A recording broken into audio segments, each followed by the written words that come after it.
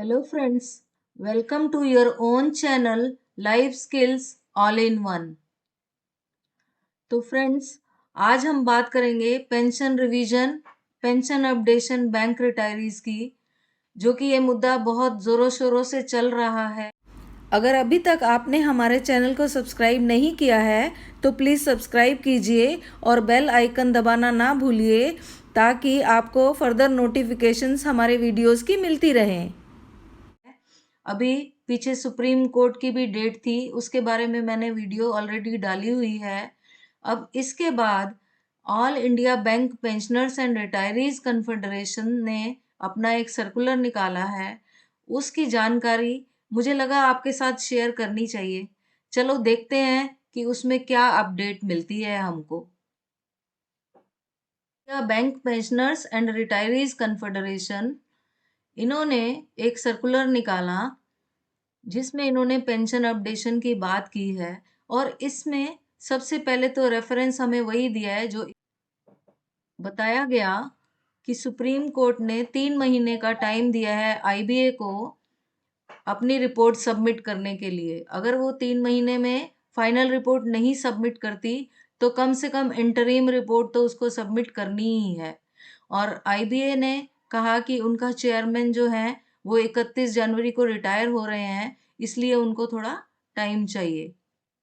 अब इस डेवलपमेंट के चलते बैंक रिटायरीज हैं जो वो बड़ी ईगरली देख रहे हैं कि नियर फ्यूचर में कुछ ना कुछ तो हो ही जाए, क्योंकि इतनी डिकेड से 3-4 डिकेड से हम पेंशन अपडेशन के लिए वेट कर रहे हैं और ये लॉन्ग लॉन्ग लॉन्ग वेटिंग चल रही है।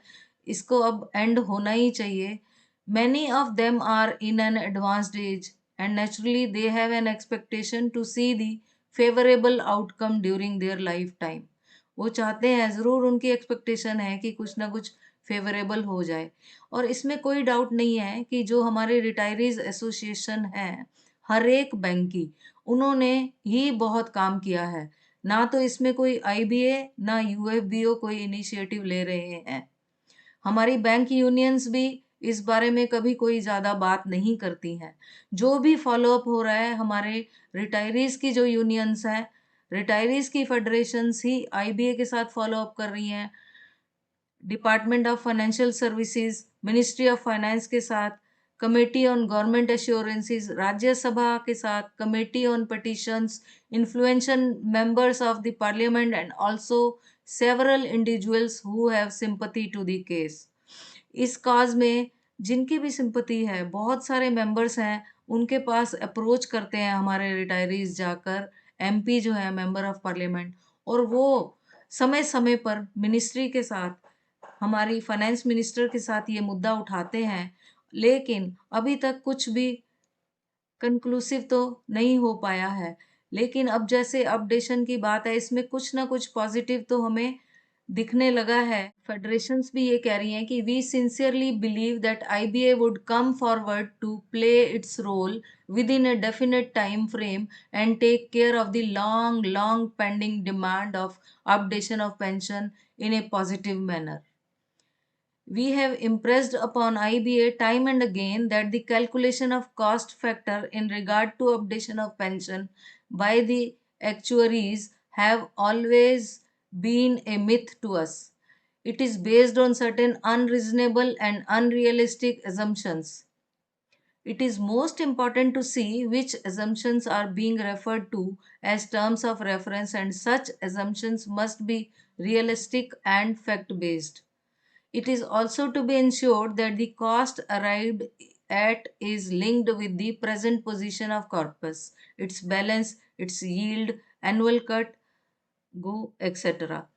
तो आईबीए को हमारी रिटायरीज यूनियंस बहुत बारी लिख चुकी हैं कि कॉस्ट की जो एजम्पशन करनी है वो प्रेजेंट कॉर्पस को देखते हुए करनी है कि इसमें कितना बैलेंस है, कितनी एनुअल यील्ड हमारे पास आ रही है इसके। लेकिन आईबीए इसके ऊपर कोई ध्यान ही नहीं दे रहा। और एआईबीपीएआरसी ने ऑलरेडी कॉस्ट शीट जो है सबको कंसर्न, जो भी कंसर्न है उनको सबमिट कर दी है। ये देखिए लिखा है, AIBPARC has already submitted its cost sheet to all concerned and requested to go through the same with care. ये रिटायरीज यूनियन कह रही हैं, we have repeatedly told that the officer bearers of the organisation would be available with a reasonable notice before any authority and explain that the updation of pension in line banking industry can be done within a manageable cost. तो manageable cost के अंदर हमारी revision हो सकती है, लेकिन अब ये आईबीए को काम करना है, रिपोर्ट सबमिट करनी है, उसके बाद ही कुछ बात आगे बढ़ पाएगी। तो यूनियंस क्या, ये रिटायरी यूनियंस कह रही हैं कि we are closely following up the case in cooperation and coordination with All India Punjab National Bank Retired Officers Association and other petitioners. We assure our members that we are fully prepared in terms of energy, interest, and finance to go up to the end of the journey. A group of dedicated leaders stationed at Delhi are on the job of coordination and follow up. तो हमारे ये follow up कर रहे हैं, अब देखिए आगे क्या होता है। अब समरी में इन्होंने लिखा है, to sum up the escalation of the issue will also continue as usual on predictable lines.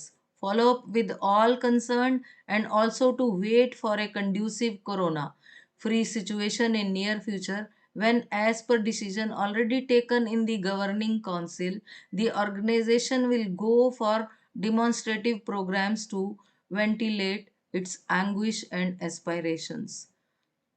और अगर ये नहीं कुछ होता तो कोरोना के चलते अभी तो कुछ ज़्यादा नहीं हो रहा, कोरोना जैसे ही कम होगा तो ये organisations will go for demonstrative programmes.